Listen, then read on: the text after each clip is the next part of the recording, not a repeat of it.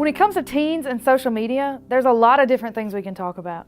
We can talk about how gaming takes away from our family dinners. We can talk about apps that have bad reputations. Or we can even talk about how teens have a hard time communicating because everything they do is digital. But today what I really want to focus on is how to use social media well within the context of your own ministry.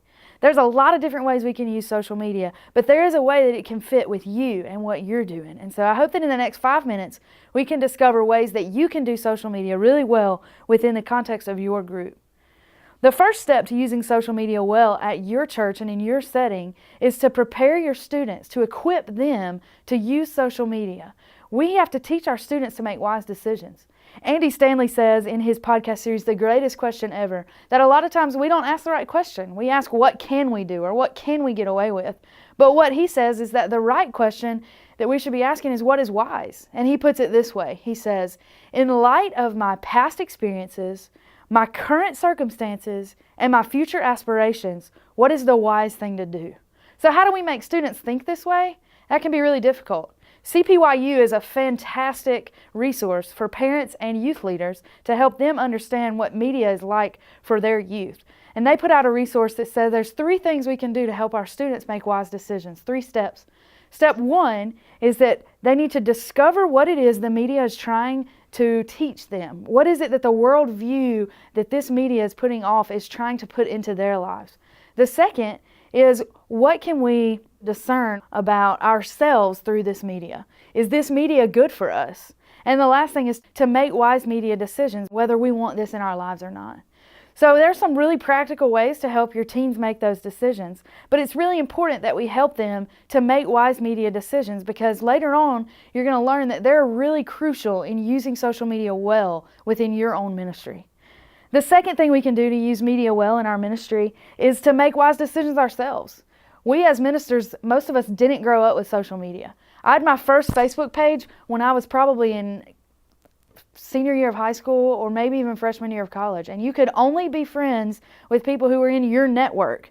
And so it was a lot different. It was vastly different than what our students have now. And so we have to be a picture of wise decisions. We have to use our own personal social media accounts as ways to spread the gospel, as ways to encourage other believers. We have to keep the junk off. We have to keep the articles and the posts and the stuff that takes away or distracts from the gospel away from our own personal accounts. And we have to show students how to use it wisely. They are watching us. The third thing, and probably the most important thing that we can do to use social media wisely in our ministry, is to equip our students.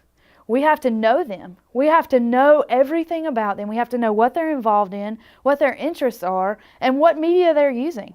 A friend of mine says it this way. She said, we want to be intimately involved in every area of their lives. And that includes their social media and their social media choices. So maybe for some of you, that means learning how to post an announcement on Snapchat via a Snapchat story. For some of you, it might mean getting on Pinterest and creating a group of girls that like to do arts and crafts and posting things that you would love to do together with them, or you would find a volunteer in your church to do with them. For some of you, it means just spending a little bit more time on your Instagram posts to make it something that's visually appealing to them. But there are ways that you can meet the needs of your students, but you must know them first.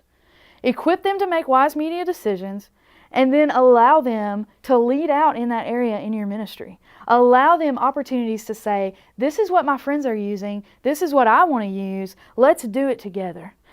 So I want to look at just a very few quick examples.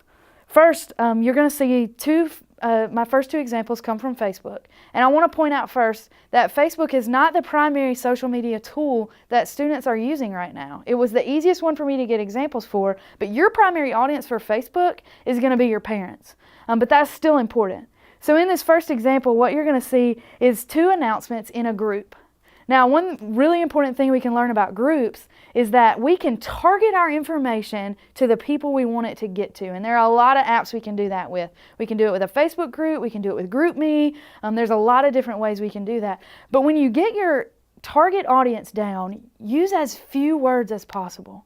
Students don't want to be bombarded with a huge post. They want to see just a few words. So in this example, you see 2 posts that are showing the exact same thing, and one of them has very few words and one of them has a paragraph. Which event do you think more students attended? It was definitely the second. They wanted to come to something that intrigued them immediately without having to read a paragraph. The second example I want to show you also comes from Facebook, and I want to point out that this is a Facebook page, not a profile. Having a Facebook page allows you to feed into their newsfeed on a regular basis and to inhibit what gets posted on there. So you are completely in charge. It's an open group. No one has to ask to join it. Anyone can follow you at any time. And in these two posts, you'll see one of them reached 11 people. The next post in this example reached 96 people. This is a post about the same exact event. So what's the difference? It's the picture. Pictures always draw more attention than words. And that brings us into our final point, which is an Instagram example. And in this example, we see 3 pictures. 2 of them I like to call storytelling pictures, and one of them I like to call announcement pictures. Always, always, always post with as few words as possible on a picture rather than text. There are great apps for that, like Over and Pick app. There's a lot of great things that you can do to post those words over the top of a picture. They're fantastic. And when it comes to storytelling pictures, I want you to think about 2 things. Number 1, do you have permission to post this student's picture? And number 2, what is your story that you are telling? Are you going to post pictures about baptisms and outreach? Or are you going to post pictures about eating dinner and going out to the movies? Think about what story you're telling. Equip your students to tell it, and tell it in a way that is going to reach them.